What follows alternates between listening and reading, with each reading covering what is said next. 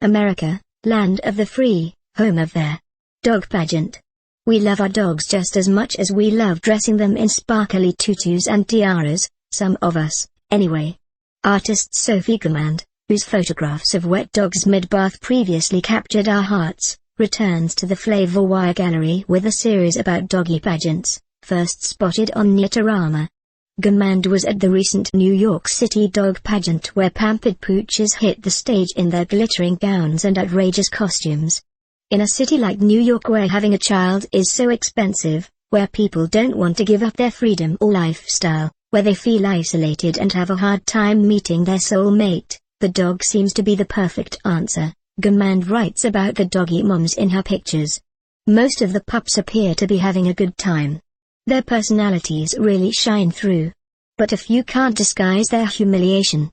Gourmand explains that these moms also regularly attend animal-related charity events with their stylish hounds dressed to the nines.